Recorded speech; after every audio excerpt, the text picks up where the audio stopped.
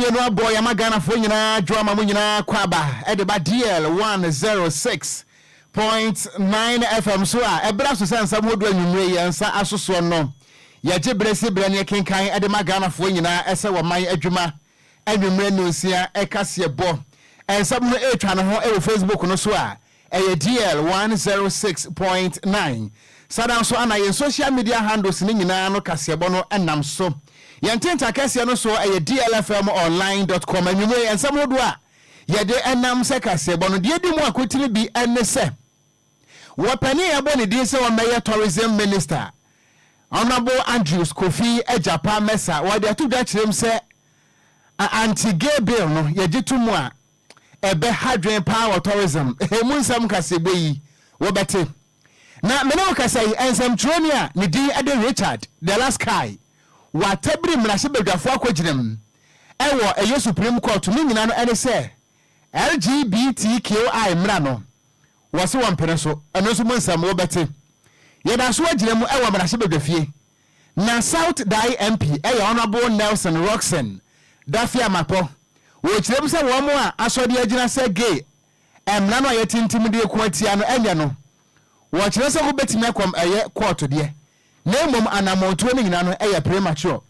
eno so monsam wo bete sadan so ana private legal practitioner nana akwasi awua wo de to da kirem se Ghana amamra no emamampani akufo ado enefo makomako edu enan se wo besan emra no se won san nanso mampani akufo ado wakasa adi nsem bia tudwa afa ho a yede mo nsam so ebesom wo elembelembra hye bedwani onobu Emmanuel Amakofi bo a wo kirem se Ghana yede sumu odum so haye yina no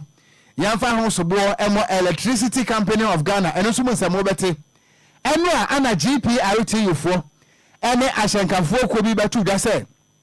nyamenya adomo a yawada ebeyi ahyentuade aloro fe no wo mo ebetum 30%. Mene o ekase concern for the to da kirem se anya no kure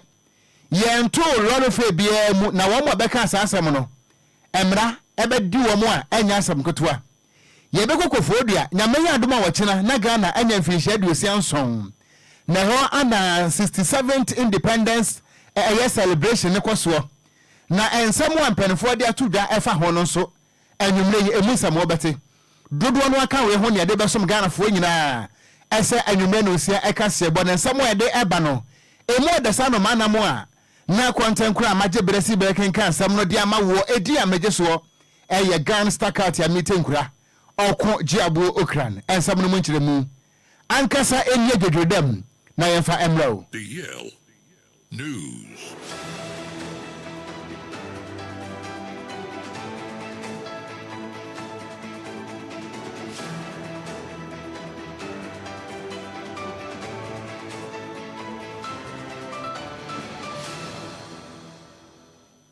Yemetiefo ni ahwefo akwaba na wo ba Facebook no eso a ensamo e kenkade ama woni nyina no ye the whole pictures any videos e be kire wo ama wo so watimi atiase no so watimi akire wadwen ensam na hyase emie ene ana appointment committee e wo Ghana e ma hye bedafie e kwa asetena na wo mo ehwe ni mu se empanifo ahodo amampani akufo ado abo omudin se ebre so na se adu omutumu a ebenom e be ya asoafo ebe so e be ya asoafo abedi akire wambe pie mu ewo committee nanim na ya tototo wo ma no ne ebusa se adwuma no amampani akufo ado de ama mo se mo mra maye mfanso mo Ghana no mo betimi aya na se muntumi ehwe na ene anope wo bra no nkono eboye no ana second im na hyebedwani wona sabe ya boni di se won be ye osofo a wo be hwe akwansra eso metre deputy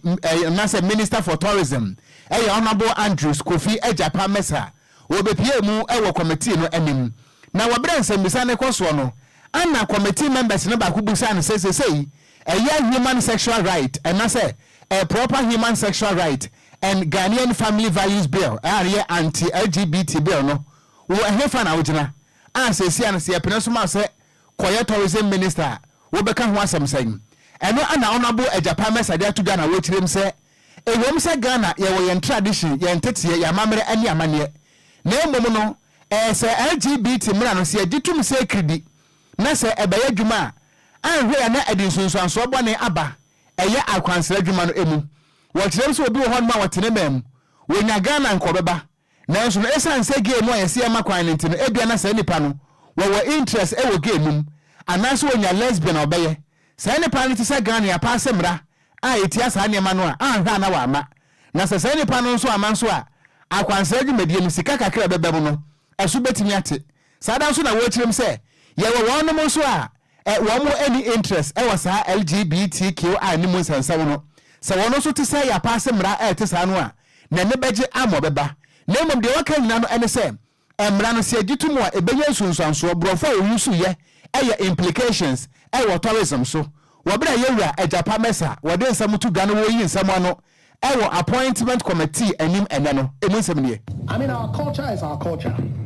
ultimately. And so if people want to experience our culture, it really matters whether we are opposed to a certain lifestyle within our cultural setting. But it all comes down to how you promote Ghana and position ourselves within the law that is, if His Excellency the President assents to it. Okay, so I know it's the most topical subject matter now. Indeed, yesterday I was having conversations with my brother and some friends of mine at home, and it came up what your response would be when this question is posed to you. But I still haven't figured out an answer. But all I can say is that it definitely will have an impact one way or the other.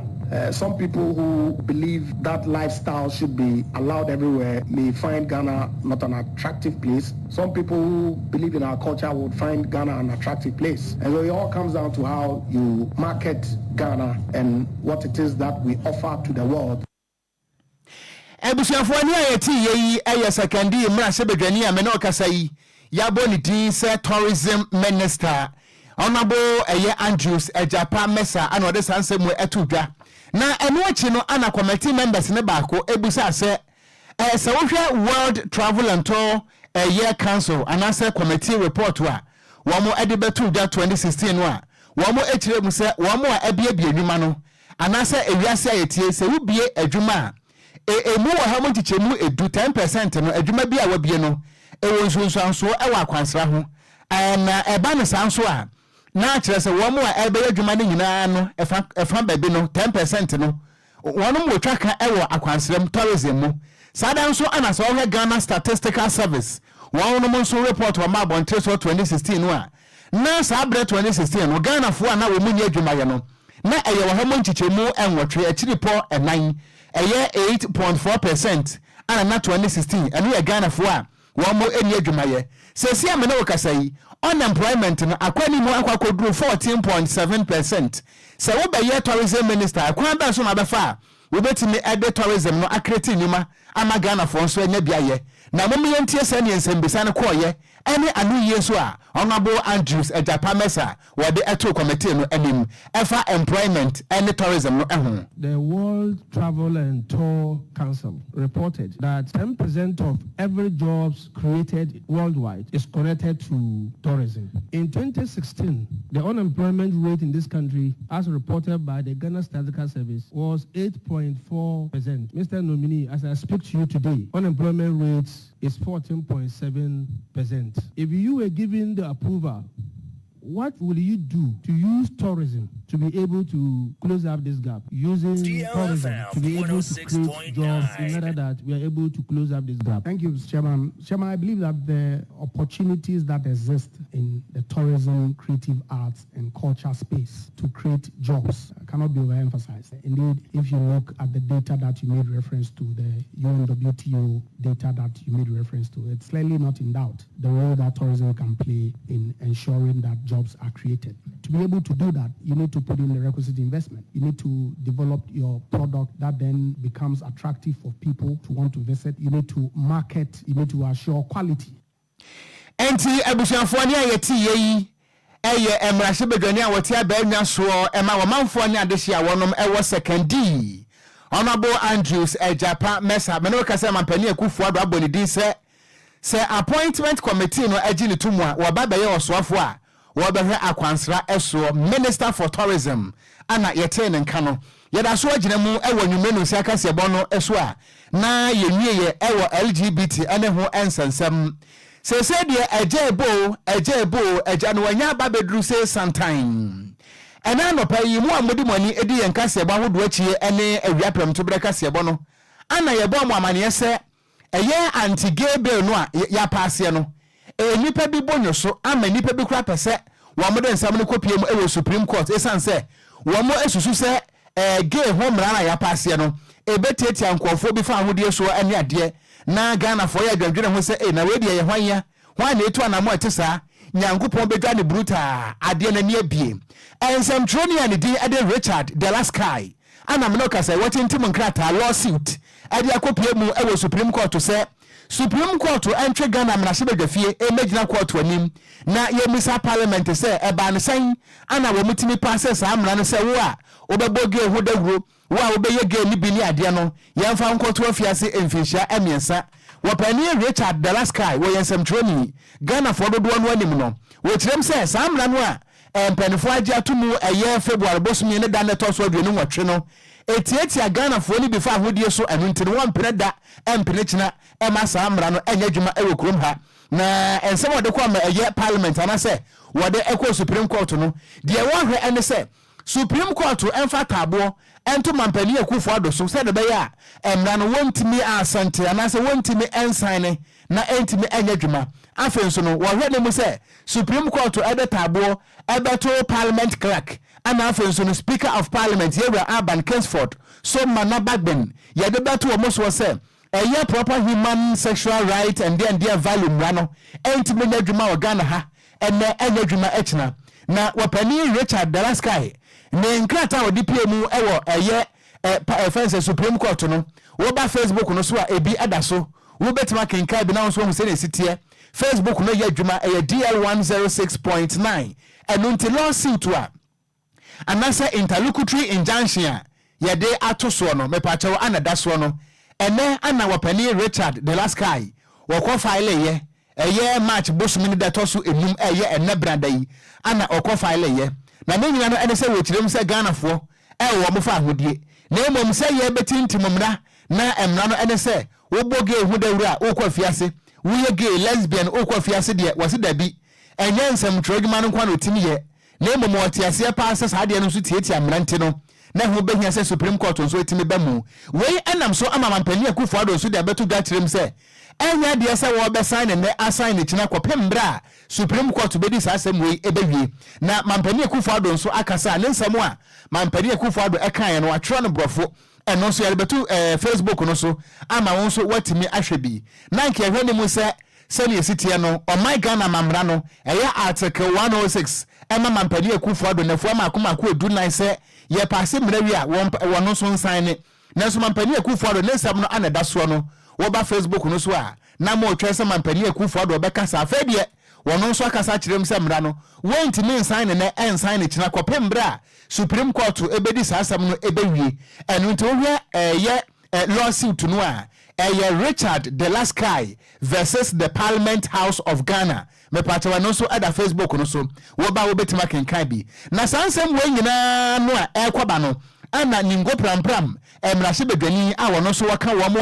a file sa private member bill no ɛwɔ ɛyɛ emrahye bedwafie no wo ɛyɛ Sam George wo de ato dana wo kyerem sɛ wono mo a ɛkasa san ana mra no ebetieta nkɔfo fa ahodie soɔ na yɛwɔ existing legislation wo kyerem sɛ san nkɔfo no ɛyɛ msa borɔfo wo mo ntiaseɛ Yewura Sam George kyerem sɛ yɛwɔ existing laws wa ɛkasa tia saa deɛ no ana wo masa yɛ wei atatoɔ adɛnti na saa brɛ no a na existing legislation wɔ hɔ no Ghana fo no biankasa no de etia mra na afei a wo mo consolidate ni nyina kan ni nyina bɔ mu ɛde bɛyɛ proper sexual human right family values ne deɛ Ghana fo ne professors binom se han etietia kwafo mra Sam George kyerem sɛ wo bo ɛkasa no ɛntiase adɛntiase ni hunumu wo mu ni bi. Because I've heard persons even on this platform say that, oh, the bill is unnecessary because there are existing legislation that deal with all the issues that the bill is dealing with. You don't find those existing legislation offensive to the Constitution. But when we pick all of those provisions and aggregate them into one legislation, then it becomes offensive. What logic and what intelligence is that? That if you take the the Children's Act of Ghana today, it prohibits anybody who is not a heterosexual from being allowed to adopt or foster a child. That is in the Children's Act. Now you put that provision in this law, The professors and the gay lobby have not found the Children's Act offensive to the Constitution. But as soon as you put it in the anti-LGBTQ bill, it becomes offensive to the Constitution. The Marriage Act of Ghana does not recognize a marriage consummated between a man or persons of the same sex. We put that in this bill. Boom, it becomes unconstitutional. Why? There is a new definition for unconstitutional. Again, we are told that the bill offends the Constitution. In all the conversation that is being made, everywhere, be it by the gay lobby, be it by the Strasbourg, yourself without, none of them point out what portion of the Constitution is being offended. What they do is quickly run to Article 17 of the Constitution and say that Article 17 says all persons shall be equal before the law. The first thing you are taught in law school is that you don't read the Constitution as a part, you read it as a whole. They read 17.1 but fail to go and read 17.4. Enti abusuafo ni ayeti yeyi eye ningo prampram mra shebedani honorable Sam Nate George ana wode to Ghana wo kirem se wo mo a ekaseti amra no eyem se brofo ani humu na aba wo mo firi se emra no ewo hodada ada na sa brand ye mo anka se enimrem na afe no a ye de akom na shebedwafie na emra dada no a na yakoda ne ani de mo ka se weri de etieti amra eno mu nsam ana wote ye no na asam kro na mu no wo mo a etachire ema ye de sa amra we ekọ mra shebedwafie no emu baako eye South Dai emra shebedwani oboni beka se we co-sponsor ema sa anti LGBTQI bill no ne di e the honorable Roxanne Nelson Dafia Mapo wada to ga akirem se wo mo a kanchiti amra no ana mra no nya papa emra no ebedi Ghana fo awu emra no ebetietia Ghana fo fa ahode so wo kire se mo amoka sa ne nyina no na mo amutuo ana ye be kokoto ana de ne nyina no honorable Nelson Roxanne Dafia Mapo kirem se eye premature wo kirem se Ghana mra ema mo kwanse mutimi kokoto de na emomo no anamo no a Ghana fo tu ye no na mra se bedwafo no eso no said ye Sam Nate George din kaka ye se ye wo existing legislation e wo hrada a Ghana hanomo wo hwe eye indecent exposure act no a wontimi mpo emo naked emo kwatrekwa emfa ho mpie montre so sa amra no e wo ho eye the same emra no anase emra kro no a ana wamaboaboa no e de akọ emra hye enu ntimu amoka se ye kokoto nyina no wo kire se sa na mutuo sa decision no eye premature. Honorable Roxanne Nelson Dafia Mapo wono ano ye mra hye e wo South Dai e wo Framantamo wono so nsam eni nchire mu nie. Anybody seeking the constitutionality or otherwise of this law, and so if the call is being made for anybody to the Supreme Court, it's all good. But the majority leader is my classmate. We studied together, we entered law school together, completed together, and have been in practice before we came to Parliament. He knows that a law until assented to is no law, and so if he's canvassing for people to go to court is amounts to premature ejaculation. He should wait. Let the law be assented to, and then we'll take care from there. There's no law that backs this proposition. The law is very clear. The bill in the state that it stays, to the extent that it's not been assented by the president to become a law, it remains a declaration of intention by Parliament. So you cannot challenge a declaration of intention in a court of law. Your course of action cannot ride upon a declaration of intention. So that kind of school of thought is faulty. It's built on a faulty premise. I am ready to file amicus in respect of anybody who go to challenge this matter. But I'm saying that let the law be assented to, given effect as law properly so called. Then the validity in terms of its constitutionality can be challenged. But until we get there, any call for any person to proceed to the Supreme Court is premature. Enti eni ayeti yeyi eya honorable Roxanne Nelson Dafia Mapo wono ana woye mra hye ewo South Dai ewo voter region na eno achi na wo kirem se efiti bra wo mode sa bill no kwoto mra hye no emra hye ba ko a waje ahini mu ene age aboso ko ba ene wanti dai eye efutu mra hye a eneyi wono ana woye majority leader eya honorable Alexander Kwame na Afenyo Markins waje aboso a kire se wo ma obi a enkabie eno ana honorable Nelson Dafia Mapo ekirem se ebra so se emra hye ni benso no yepa emra bi ni etimi di wo mo titiri no wo mo a de Ghana fo pe no wo mo nye na de wo mo personal interest ana wo bo ho ban e wo emra hye no honorable Dafia Mapo ekirem se anamo bi wo ho no mo a emra hye ni bi etu e wo sumase a Ghana fo na eto aba ema wo mo no wo mo ni nye ho e bra so se san krofo no e bra hye bedafo ete sa no ye pemra bi ne ye didi wo mo pa. Apenyo raised these matters on the floor and he was defeated. Reasons underpinning these propositions and amendments were defeated. One, we seek to penalize certain conduct, and in providing the penal provision for such prescribed conduct, we've added custodial sentence. Why? Because where somebody engages in a repeat conduct, if you say that we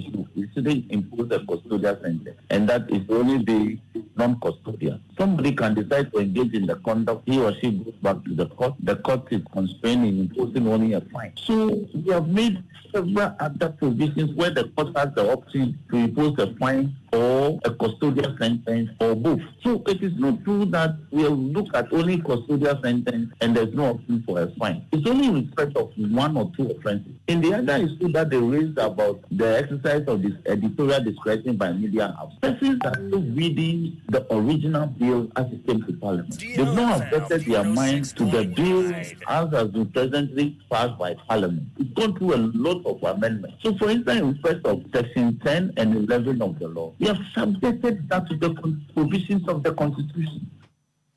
Any IATA South Daimra Shebedani, Honorable Nelson Roxon Dafia Mako, and I watch him say, and I'm on Emra Shebedafoni Tuno. Ghana ye die ene Ghana ye mbobre se Nyankopon boy yen ana wo mobo ho ban nanso wo mo asode agina ko ati asa amra no nyina no wo mo nsam no Ghana fo ne betimi ajeje ana ode sansem we etu edwa ye da so agirem e LGBT nsensam no sanse wo bofo a ne nam ehwo apaso no ana ja ye bone mra ne nti yenkwai na asem kro na mu no ene anopai ana lawyer ni ba ko on so agidi pa e ba Ghana ya mamra no a wote ase ye fa no lawyer Nana Akwasi Awua wane nsam trofo di nkomo na wotirem se emra no a eye anti gay bill no ya pass no emra no etintim na fe apema hen kro do akuru mienu ye mena pon no mama mpani bia wote so se ye de mra beto animu a wo wonefo makoma edu nan se wo ba asante to mra no na se wo be sign ana se wo be gia to mu wo kirem se enefo makoma edu nan no enson enu nti sam pempe agina ide se mampani akufo ado so wo be sign se won sign no ye won wodaye na wakasa na wo kirem se empokura ne se enefo makoma edu nan ne so na se mampani akufo ado won pese wo be sign ne mra no a esese wo tworo na wode kwamra se bedwafie na wode nkyerechiremu etaato de enti a wo ye mampani na emra ne hye ne se won sign nanso wo so won sign no esese wo kyerechiremu wo sa kyerem se emra ne sama mampani bi akwanya titu ne mampani akufo ado wate so a emra ya abeto anim no emana kwanya se wo hwe mra ne na so wontimi nsan a esese wo kɔ na one Council of State for kwadwene ho na afuto bi esafata no so no Council of State for anso edemanuo wo kyerem se wo hwa na so wontimi ensan a ehu behia se wode nkyerechiremu etaato se de medi nkan de atodwa no na wo bɔ kyire emra de kɔ emra hye bedwafie obiem na waka kyerem na hye bedwafo se emra hye bedwafo yi emra na mode baaye no ba ku mienu miensa bi wo hono mu a ekyire ma adwen enti nka menya ya nka monya no ABCD se monya ne saade a metimi asane na emom no se emra hye bedwafo ne ka se o da bi mampani yenso se bio adwen da yitrim dia ya no eno ano no enu nti san ma ye na se mampani pese obesan ya emra na sama mampani akufo ado enefo makoma aduasa se wo be reconsider se obesan ne se won san wo bra ono ena se lawyer Nana Akwasi Awua wakasa no emusem ne se oyana dwen se on asente which is on fa nensa enhye emrana sia na no kire se o se otrokrata ekoma parliament ekiremu adekrontria on fa nensa enhye bill na se ade ba ko so wo ho se otumi ka se okay bill ya aba bedu manimi me de koma Council of State and the president so betumi aka se that bill we enam enoma 1 2 3 a mehu wo munti no me the Council of State advice on the next steps to take and the Article 106 provides for that na o share again Article 106 na assign kire se president yana dwen so betro krata akoma parliament say enam wenti bintumi ensign bill na e wo se otumi kirechiremu adekrontria or disagree with our provisions no emra no sign so kire se president betumi a recommend obetumi a kire na dwen e wo krata so a kire parliament say Sa bill we no me gidi say we kakra na we free man na say we the way ka ho and we amendment we are sa no could do parliament and running say parliament be reconsider bill no that parliament reconsider bill ni via sign their comma president bill say afi there and normal who can say ye no ye ana ye no nya adwene into ya sign their bill say sign it and no and running say president also sign a bill within 30 days na lawyer edina no esi ye no ana ensem twofo ko so busa lawyer say lawyer say esi ye no aba ne sai no se Ghana ni bi pese de asie no wone mra na nya adwen nti obekọ mra hye anase obekọ court a ekwa da ho ana so wadan Ghana mamra no ema Ghana ni ba bi atumi se ye hyemra na se emra no se bio eni merit enhye da ni nyina so na se ebetietie nipa bi fa hodie so a wonom ewa kwanya anase nipa bi awa kwanya se wode sa amra no esa akọ Supreme Court na court no ekirekire mu enu to ekirem se emfomso bi eni ho se wobekọ court na wakwakwaje sa asem no mu ekirekire mu obi ka se o challenge sa na mo na parliament etuna ebetumi aye enoma avro ebi wo ho ana bibi wo bill no mu ana parliament wanamon bi in the course of considering the bill na eni se otu sa na mo no ana se ehun twachima katra oye Ghana ni sa constitution na ebo ye nyina ye ho ban no ono so e wo sa tumi no under that constitution se obetua na mo wo court enti no one either say parliament etua na mo bi asa na mo no eni ne kwan so ehwe ana any constitution no ebo ebra ana say enoma bi a ewo bill no mu no etia the fundamental provisions of the constitution enti no nipa no epu ho na mo wo Supreme Court say Supreme Court yesrel wona constitutional amount to me say to be diara eye president eye minister eye parliament nakasa eye even the judiciary chief justice nakasa otu anamon bi na say etia constitution na Supreme Court is the only body able to me actually system no to me fan ko baby abio Supreme Court hope enti neno sisi aye dim komwe ye nim case nara akwa do court no but the actually say obi challenge constitutionality eni ayeti yeyi eye lawyer nana akwesi ewa ana wade sansem etu edwa yento nyumeno osi akase ebo no so yemfri LGBTQI+ nsansam no ho na ye monfemura mu ewa nyina ho anyina mahodin mu electricity energy na kane wasofo a na wohwe energy so ewo NDC abreso wono na me no kasai woye mra sebedwani ewo elembele honorable Emmanuel Amakofibu a ana ode atudwa no wakasa na wochirem se dumso no Ghana yedamu ni nyina no yemfa ho pentenkwa eno sobo emo electricity company of Ghana ena sem trofobu say ase wonyina so ne sen nensem a waka nyina no ene se electricity company of Ghana afa kwati kwa bi ene aksafo di dwa atrese se dwadie no Ghana fo animu enu nti sika no a Ghana ya boaboa no nyina no afi bia so a ne atabiri ne de ama aksafo ana fuel akese ne yeto nti no ubisa ECG fo no a na wa mo etu omutre ho anantese wasi da bi enye sa natie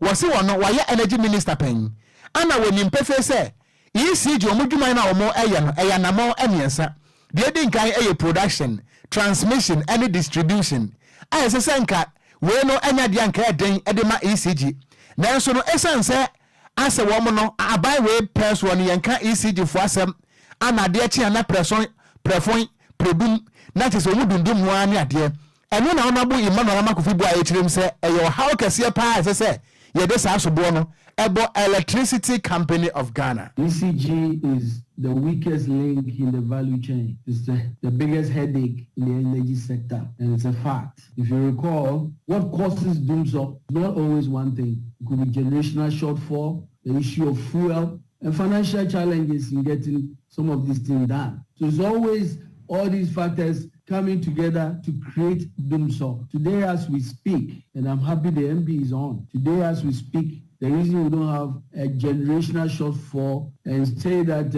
we don't have doomsday in terms of generational shortfall is that the MD of ECG rushes to buy heavy fuel for AXA today. The only reason why AXA is operating is that ECG bought AXA heavy fuel oil to operate. Sometimes in the midst of crisis we rush, but there are bigger issues, and those are the bigger issues that are confronting us. Any ayeti ye emrashe bedwani a wote abanwa so ewo elembele ewo western of Mantam no emu kane na wo energy minister honorable Emmanuel Amakofibua an wode sansem we atu edwa anwumre no sia ekasebo an yesi nkoda ye kenkan ye de magana fo nyina ye de free enkra pumpode Mantam obofotene ba ko atifia poyi atoye eni anamfo obia edi ayawo DL106.9 woba Facebook no so asa natie fo adwompo no ebra na menkenkan emfama esanse kasebo no se wo pre wo nko awuti ewo ko animu a empanisi ejawo ewa manfo eso anunti no do adwompo no ba ye bekenkan adi amawo me wo fa se mamombe Linda ana se wo fa me mo adwo kasebo no mo de pa metie ne life ewo Adenta Housing Down obet niako ana wono so wadi aba no say good evening Kingdom DL News always the best yada say ana Opon Charles was say good evening DL News my only uncle mo was say please how are you doing me ho ye mo fa say ewrade adom wompa bonti was say DLFM fantastic news me da say pa was so tie when life ewo Germany emontre so ana wono so wadi aba was say Germany no Bruno Bako your friend Hamburg. Mo yada se na Bismarck Koka ana ono so waya amanyosem menkan kan ofo ya tasem mo mananya na home misre opi ana yaw amanse wono so say good evening Okogyeabour mitie ka se bone life ewo Hamburg Germany yada se papa ana kofi parliament ana so wo tie ka se bone life edi free agona bobikuma ana so Ghana fo breu Ghana fo bre papa mampani akufo ado tax ni bugana fo kom ana ono so wade abayi ma yento akase ebo no so na yenkwa ahoma so nkodi nkomo enu a ye pram to breka se ebe mu no ana ye besom Ghana fo nyina se wo mai Ghana ahyenkafo ko ni nyina no wo mo akasa ekirem se fa ho bo akosoro diesel bo akosoro enu nti no se aban no wo mo aka ho asemo ana saban ne ntie wo mo a ene wo mo nso lorry fare one betum wo hamu tichemu aduasa 30% increment any asem ne ba ye no ye ne industrial relations officer ede ema GP RTU me ame wafa abasi moro edi nkomo enra na kasafidie so de tudwa na ochirem sai ampa na saa increment no anasa ahyentuade ntomo no ebe hyase ya woda ebeyi ye da so de ya na ekovu franso asode eye concerned drivers association wonu so kirem se anya no kreda se lorry fare ne atum wo mu kirem a se nipa no efa akwati kwan ebeka se ya to lorry fare mu 30% no wonu eye regional executives na embom no eye regional executives no ana wo moto ahyentuadiem eye national no eno ti Ghana fo nyina ye mo sansam ntumu efiri se ahyentuade no ye ntumu na entumu tina se ade no akoya kwasi adanta twene wo boni mu ana kire no so tete wo panya woni nsamtro fo di nkomo a won na ye concerned drivers association PRO no eye David Agbado ana wo kirem se enya no krada na wo mompo anu a won ba bonte beka se ya to lorry fare mo no empenfo atwe wo maso a enya asam ketua ma yenkwa homaso na ye ni Yewura Patrick Edubosompem wono ano ye national organizer Emma Ghana Road Transport Coordinating Council ye ne no eni nkomo isansa wonom na mra no mo kwan se wo moto ahyentuadiem eyampa anasa nya no kure miame wafa Patrick Edubosompem wotimenka DLFM sunye ya mo adwa mo akwa bawo mejo so na mo te say wafa nyame adom na won so nyame adom ho ye ye de nyame anse Yewura yenim se Ghana Road Transport Coordinating Council wo na wo ye national organizer mo na mra na ma kwan se ye beto ahyentuade mu a mo ne transport ministry ebesi nkunya na ebo a mo de beje no mo de ama transport union so no 30% ya mpenfo kan mo ya we se entomo bi ba ya wada obi antisa bi antisa bi no 1% fine bi antisa nya no kure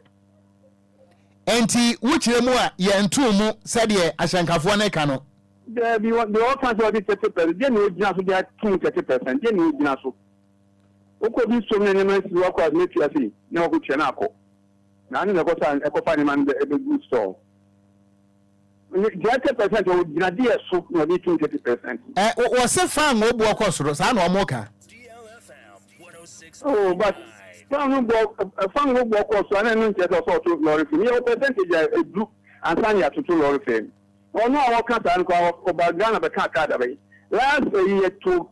emu or ye teso. Obi atesi ateso o teso. Ya mo nya nyi o man hu ye nya ne be bra ye no.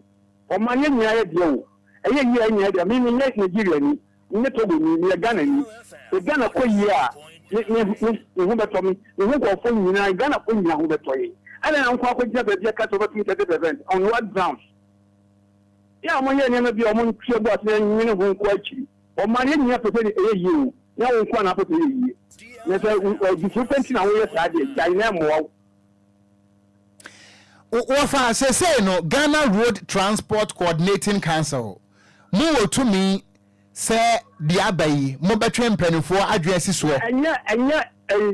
ma bi na nema Ghana mo tete adom de yanka obi anu kwan se otufa GRTC yachi eto lorfe. Obi anu kwan. Ghana minim ya mra share ma obi enfo entinfo obi ntumo entimi yachi obi ayi de openo.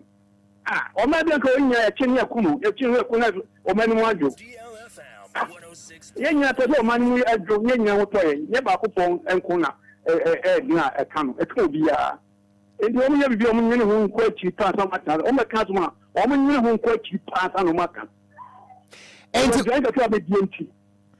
ana nyene be ma sa chiko ka wenti o Ghana o nyene ho pa na wi aso no Ghana nko yi enti wafa aba ni say no e de na mo be ye de na sesa mo ye enti ma so wafa on say me ha nothing say ha bare ka dia me wo se wo beje abro de agi fefe no so de be me achew ba wafa on say Ghana ha no mo ayetie yi say de wodi nka aka sa say emra nya dwuma obi a fili say wodi emra no hye nsam a yenya na hwe wo bekom no na ya wada ya wo mo ka se wo mo betum na afi no Ghana for dodo no ante na mate ni bi ene ohyankani bi adufuru penti wo modi sansam na chi no na o makwaje nkofo sika na akoda ne ntokwa adan na nimoni mu ya no Ghana Road Transport Coordinating Council monfa nkrata ama bonten na nya official say 30% o mo kan yentu ni so fa ya ka chese se ye ni ho hwe kopu se ene ewie ya mo frem kan se ni mres to ko mo ye beka ho alo fe ho asem na mi ti kwada menti kwara me bisa ministry se tombu so mo bi dia ni ko no sa njiza wa fa nkomo iba ye no enra ye nim sa ahyankafuo ko ahodo wo Ghana ha no kesepe wo mu ya GPRTU ye ne wonom industrial relations officer Abasi Moro edi ho nkomo wo se an ya jatum na yatum wadama to nkra fa ma wo mai o tumu da bai DLFM 106.9. Anya no kwesa ba bia anya no kweba bia ya omo bibi omo tuo bo ase no mo hwe no ma no emban ko se tano Enquires da atria no kabihwe nese tano kabihwe atria ano no kabihwe kwa na wa nkwa no ka bia fe anya no kwenti omo bia omo tuo bo ase nyina entia nyina de ebe fa to mama o ma na ye anya no ntuma papa fa afira o ma bia wa ye ye no nese no omo ye ye o mu tue bo atike hu bo ebi ko agye market yakwa to ho ma o ma mi ene ne wo be ko wonu kwa na be chiwo se fa na be chiwo yo fa ha be chiwo nti makwa na ya chiwo aha ni ebi ko be ko di obi ani nti to go border e da ba Ghana wo be ko ho fi obi fi Ivory Coast e da ba Ghana se o me se o ma no na obi da ze nkan enso to na to ni original on channel di chi yen bia kata no so why wo family jawa ma wako enkomo we no mi se asisu biem sanse ba bia wo tonfo bone hia no mo na mra na mamokwan ana sesi an obi afa kire eye de wo ye wachina ade be chie na ye fakwati kwan age nkofo sika adan na awie ya anase ya bo mamane yi mo nya mo adwese na mu tu ana mo na mo de nkrata aba bonten ene ye mpani fo le be na nkwa akra de mkwa akra nti ma fo mi no na nche mi spray o mo fo no so ye ko mi de nya hu nwa asem kwa ne koka nti no enye eyi lori fe nwa asem kwa ne ye ka nti wo mpa wo ma nso mbetu wo mpo mti ni ye da chi wo mi na ofa meda ase adwumre se ye hwe manim efri se yempese mate ni bi ebefa kwati kwan abo Ghana krono driver ni be so ebebo krono e wa bra ma ne ma ne kwan nti wadama said the wakan what in what DLFM so a Ghana for empempem na etie mu se Ghana Road Transport Coordinating Council modern crat abeba bonten se sansem no enja no kure ye hwani mu saa ni matemi do announce be ye mo ejuma yenso ye da se papa ebusua wapani a ye ne no atwetwe nkomo yi wono ano ye national organizer ede ema Ghana Road Transport Coordinating Council GRTCC me ame wofa Patrick edu bosompem ano se lawe fe no ye ntu mu ne entu mu kina enu nti ya wada wo ye driver ni wo ye mate ni wo de mra ne hya won nsam se wo kwaje Ghana ni sika boni afi ni nsam a ye chewa wo bedam emu nsam ano wate no nyame ya doma wo kina eye mfinhia makoma aduosia enso 67th years a kire se Ghana ye dia kwasi bro ni de bo ani ma kwa me nkromada roma okan brofo akese Ghana our beloved country is free forever emma ye bo ensam share watch na Independence Day na oba Facebook no so a papa what he said the soldier for na ye no a wo mo de no soldier for na mo ye rehearsals no I say 6 March Enquires etwa hours right here we mutimi ni ye body apesie so on fi se eche so mo Enquires ntimi yi style na wo mo de adane sekan Enquires bi kura timi ye hours right na wo mo de atwa stand se bi o kankane a obutu ofiase no asoja fo no so be style no efe pa wo mo editwa Ghana peaceful election and wo mu twa no efe papa wo Facebook no so de wo mo ye ni nyina no bo se wo mo di twa Ghana peaceful election and wo mo draw no efe bia ye Ghana Armed Forces me ofa asifo moyade amma kai Roma fo afo de wo se ma me wayade ampa we de wayade ampo o ma so say sitie wo mo twa Ghana peaceful election so therefore no and wo moye ass right eyi sa style ni sa no oh come on efe pa na dia kwaso okofo adua no wachina enya sam kotwa okofo adua montre so na eyi abankra chipani a anase MC a wono wo New Durban South eyi owura apawjasi ana oni dia ma ne bofo di nkomo na wo kirem se bambofo no gina wo mo na so pa ma wachina de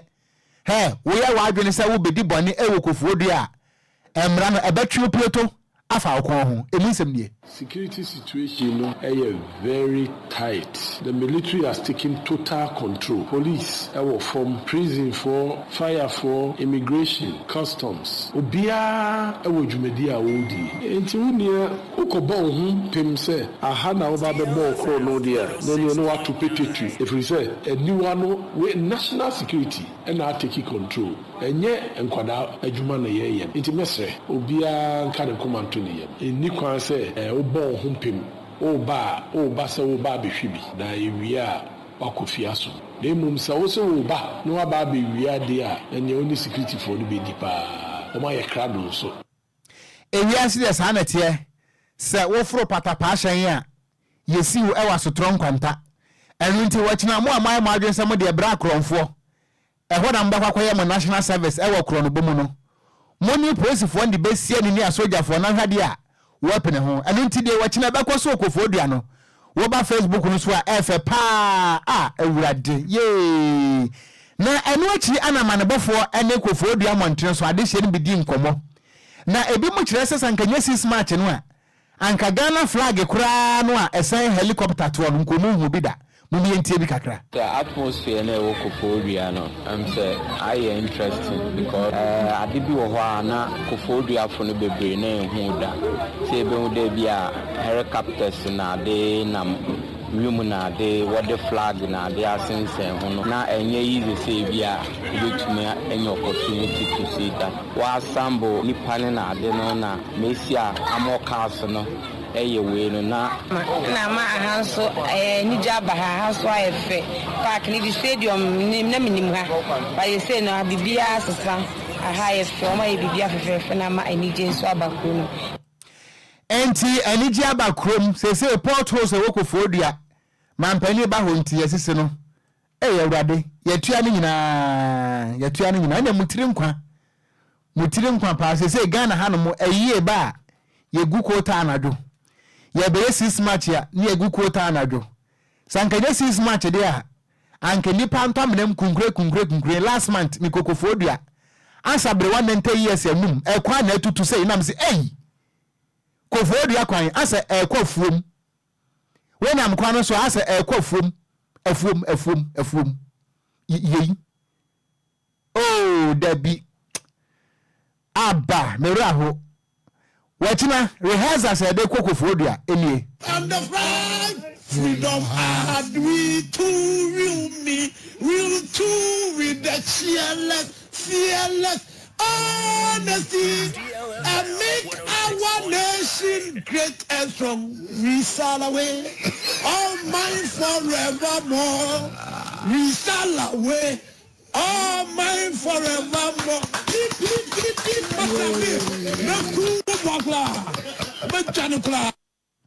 Enti nyame aduma wachina kofodua for montran yen na fill our heart with true we me. Enti we me no minim baabi okosua ye ene baabi aya twrowo ajesamo a ye gi independence na mugina ho no eno nti wachina say ya ye ba obi amakwam na rehearsals Apakan ya ye nifia hande no eche kuroyi achina o say ochina mpaye bedwa okofodua yeah ochina omudi omumra no mbehwe DL4 no that's right yeah ye leader ye Madam Silva Silver lady only in leader abba and osi DJ hit my bed ono bank ese no one Roman father and the flag freedom had we to will to with the fearless honesty and make our nation great and strong. We shall away, all mine forevermore. We shall away,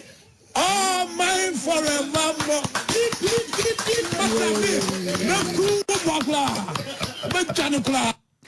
Apakan GH Atenase, latest from the world of sports. DL News.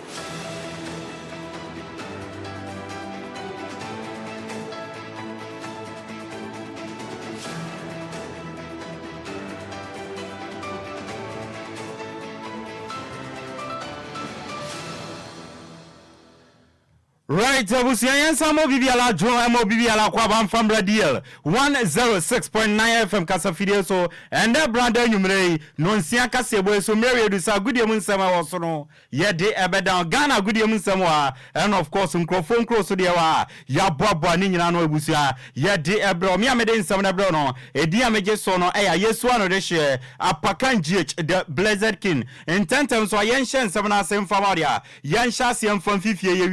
na yakwa kowie e won crofon so na no pa me de betu anim said the local organizing committee erema the 13th edition of the All African Games Accra 2023 no ene omoni nama omode touch relay no e kotos aworo na oma be pie mu e wa Ashanti region na omo kopie mu e wo manhia e de touch no e kokokyere His Royal Majesty otumfo o say tutu otosumie no e wo manhia na ebusuan yankoni yankotie emra omode touch no ekoma His Royal Majesty no Dr. Kwaku Fosunyene a oye chairman edema local organizing committee no in some of the to His Royal Majesty otumfo say to the second animo no yankoni yankotie 1965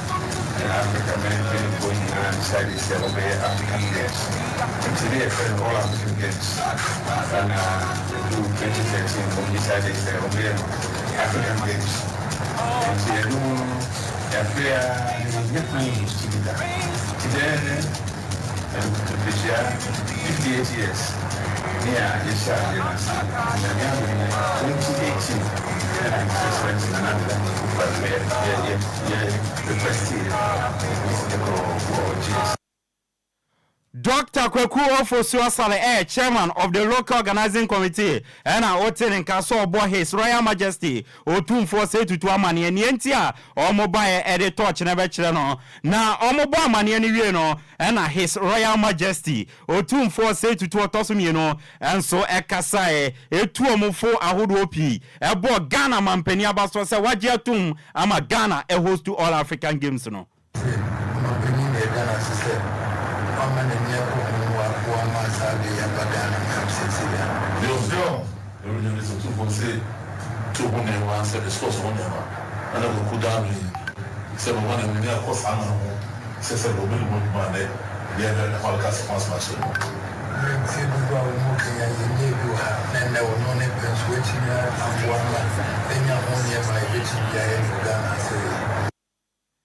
His Royal Majesty Otum for say to Tosumino and Ebusia Martin and Kano. Now all African Games in San Samono and Chebia Fiada Nieshasie press briefing Akoso Emma Minister of Youth and Sports Honorable Mustafa Yusuf or the Insempina Eddie Atuja Adiabakwa in the Ababayan and Samobia Ebisa Wasam and it's all African Games Ebia Pesa Okoshebia a free and then you free and now here ticket now here ticket a boy saying and Honorable Mustafa Yusuf Echema was the event na ebi free na momono ebi wo ha ye beje from 50 cedis to 500 cedis answer na obenya ticket.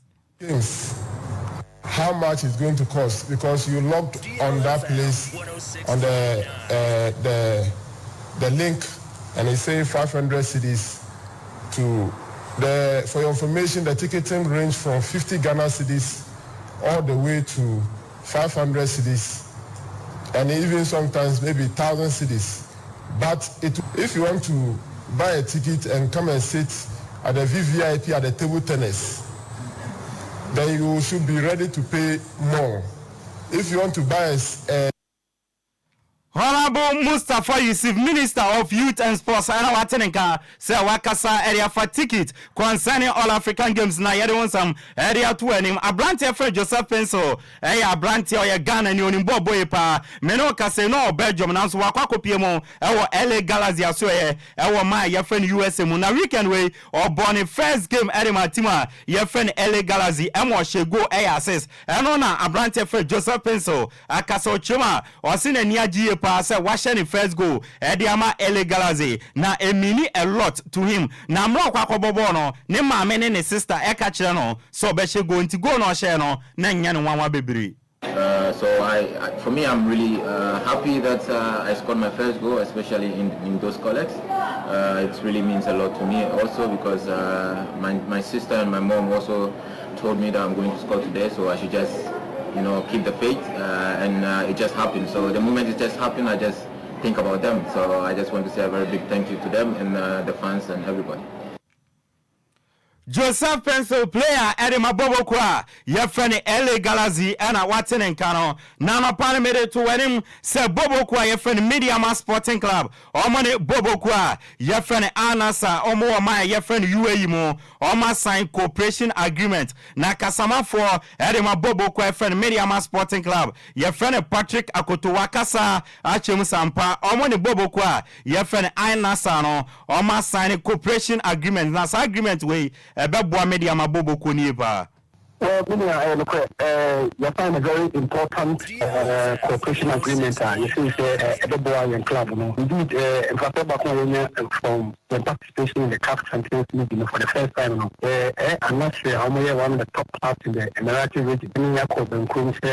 Especially extreme technical and administrative expertise. The Kabum Bar and then I'm not sure official. On the back of how you're running a club administratively, the officials are by.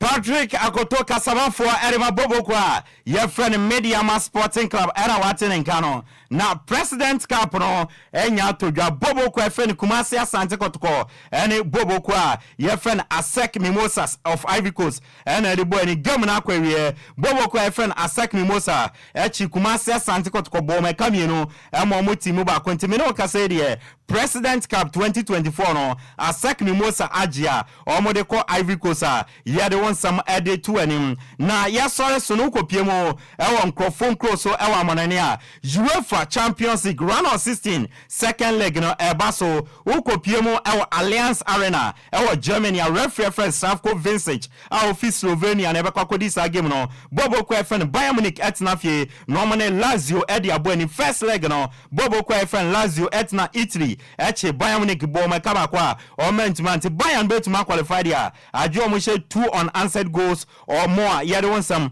e de ato anim sanso e na okopiemu e wo ma ye friend Spain Real Arena referee friend Michael Oliver a ofi England e bekwa kodi sa game no 8 p.m. Ghana time ya Real Sociedad e betna fie no mane Paris Saint-Germain a mo fi France e de abo ni first leg no Paris Saint-Germain etna fie eche Real Sociedad bo ma kamienu a o mantimi antia e wonsam eno no enti game we de eya ye dandel sa e de amatima ye fe ne PSG a ye de wonsam de mabusia ensam de na dos na mo mre nti ye mfa gudie mu nsam na mfansi na ne akabia ye mfa nto aso mfa me amede agudie mu nsam no e de brodi ameje so no eya yesu ano de hye Apakan GH the Blessed King. Over to you Okogyeabour.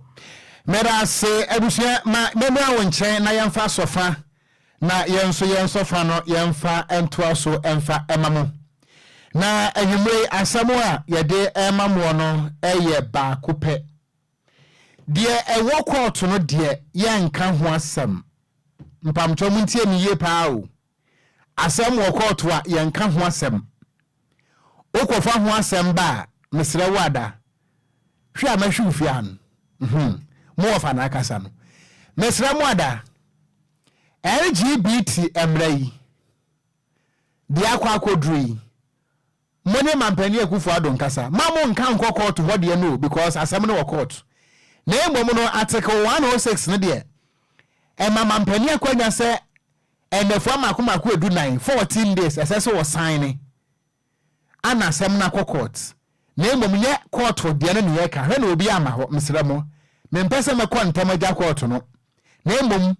mampani won hwe Ghanaian tradition no na won sign ma yen ana sesen wadaroma enka nko court ho makato aso na menka biem misremu pi 0534 050199 0534 050199 and 0593 406565 mampani won hwe article 106 no ho na won sign ana sama won sign wo so hu se mra no etisen enka nko court ho mo madwe. Hello madwe. Went me anyina so good evening. Good evening wafa Okogyeabour. Dixon bada akon kwa kujeje drogba achim edukuro. Wonni me ntime nyaade a wansha anyumere obehweme nti ya wose meka maadwene. Aha. Wafa wapo mi yede. Oh adom yekukuram. Yeda nyame ase. Wafa ne kan yeji bibie fima according to Christo suma nanado suminyamen eno kurechi according to nanado gina waso omampene na me ne nwanwa kakra ne se yile vigana fu anyentum but parliament pass pegre na nsa saase wa na adiwo ya yewu na sebe eye kan na wo magana fu kasa brenu mentia se wafa yebese na nado intemeso 14 days wala kurado nka America kurado nsa wura se amaye. Bye bye. Medas madwe. Yes, me offer fafe. Me wo fasi wo ben fuada. Oh, nyame adom ye kurekram, nyame adom. Masia me offer eja. Ye be ka cha ku fado ni se. Dabi nyabotre asemba to bo ase wo ye mampani akufu ado wo nya akufu ado. Any say obesign am I na we there. E won ya kwa for say obesign ati akodwen. Sa? Ai ofo e won. Okay, eno no adwen kire ho. Pacho ai na offer. Yey. Me pacho na so for change leg acho one na ko ana. Shegelege so umuade. What dey gyina so. Shegelege. Yes we nickname no. Shegelege. Yanware. Me bia no wadi. Me ka shegelege awonye so no. Shegelege. Yanware. Me bia no wadi. Na mira ne no. Umane asai. Bidi agoro basa. Aya unwe TV so. Ei. Enti do me pilatu for ya mu TV so why? No offer for na kasa dro bi anka dem. Madwai. Offer good evening. No offer see wo kind of sana wo kumi kura. Offer. No offer say. No ba so me did the 49 nana. Make us fit my west. Ma minti en fit my west. Offer. Say ye per diem. En na ye sign ya GD. Anase sika bia sabi omampeni odino bia ba oman na sabio omabeche dia enka by this time enka wasan 14 days in a door so kura broso yete Ghana ha ana Ghana ye dia se gu yiti ekogina parliament gate ano se mo fa your friend saying oma ita yi se yeti given omo friend saying given the ben situation yi the ben the ben or medibai or for medibai e ko siye parliament ye kusu ho o month yen o mo de digita offer so we ni pen ni bo anya di o dana ha pen bo anya din ni ankasa 49 na metimi atobi na mbe akomo mampani no de asiso no watwere no waso watwere signature ni we fi on the one side ya me ya mentor o mai me da se nyami shira pa no offer se wa frɛ madwai no offer se what that's we enka so mpacha odi de se frɛ so Okogyeabour so ni frɛ ekropon akuapem mo ekropon akuapem mamintie o person be service the kakra young Ghana politicians you know say yem timemufunu na yema tumi na say wadusua na wusua na mu tumi mu bidi o man yi so say yen timemufunu na yema won bidi president and minister and MPs maybe I won you ye won say na ye pe no wo be ya mayen ye sre papa no ono de on hwe dodo na we se won pe ade no unyina so no fa mo man no lenya mishira emra yeso amen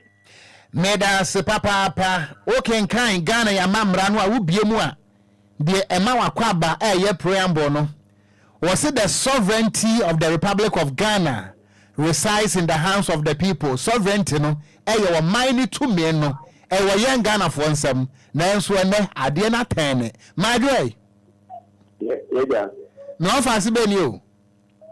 what was it ekwanga woni o mo maminti ekwanda o over your mom saying excellent na do down kwa kupado we dey explain oni dem the send pa dem say ono dia organization asia na dey be ya juma that almost this support in the Santana o dia we be asia yan say ni yeti for ni yan dey ntum say yi le ni ba ya no dia and some and I different here and I can't see and you see a cousin say your original is much yeah now or the service here I can you know you go to yes when open chat in that the young to phone and so you better men so made us name my men kai was say man pani e den sama betu dwa say one sign and then sign it na yen try makọ to ni mu ansa o ma rafa to Facebook so Ghana for me hwe enti mampani adwenkyere no da Facebook no so wo so one sign yen try makọ to nkasa ansa asem ni etietia me pa cho fa me pon we me last caller why wafa no fa se wafa ma jo mejo so we di mi ko to jegu form pa na na do cha say omomodia non sign mine e panichao because adian nyankopon chiwade ba ko no menso medas na dum so ya ba na ya dum ya night anadiri ho ya hen what hen come 11 he tama He, North Lego kwa dum no. Sa kwa die na ka sei. Mo obede pombede. Nana, me say almost ene na wotwe. Me say mantumi ana ene nenso omo sa dum no. Ene wudi na wotwe da. Nana mi di mi na wotwe da de mi di mi na wotwe da ti baba mi so. Nana baba mi so. Mo ensuro meba nya botre me wo faase me hui na wo padwa pade meba emumpa de ko si die meda se ebusia me mfa frafo no ebiem mesra mu ada de Ghana aye no de wa passport no di machi why na yankwa abrochire ebeduru china ne yeni Ghana ebiem ene na de ma fro de na benya ho aba ne atimi aka ma asomdua aba ni kura mi ni Ghana ha me kwa kwayem uni Ghana ha wo kwayem Ajabadu. Ne wa sankwale. Ajabadu bako de. Wosi de. Ajabadu. Bako de. Wosi bako. Odabe na benya ho aba ne atimi aka ma asomdua aba. Ne kura mi ni Ghana ha. Me kwa kwayem. Uni Ghana ha wo kwayem. Samwaji mwane so. Enti ya wakwayem. Afi mu hwe ya. Ye ni Ghana. Ye tu kwa abrochiri. Ye wa sankwale kwayem. Kasi ebani ye ribesi DJ Omarion. Adimi ko Facebook no so. Na me so a adwonko. Ene ya brada na wachina ye holiday na okay anyway my main answer enti eya awoso eya preparation towards Independence Day enti ene de awurade say ne hitman wasi agina atade kokko no wasi ne kotoko fo wasi ne kot miniam so support kotoko na ne ba bia ko say VIP bus it is also awurade Awoswa is up next with your favorite hitman. Mididi Okogyeabour Ocran. Yada mo nyina se anwumre yi. Ama mo nyina mo enitia. Ogyeabour. DL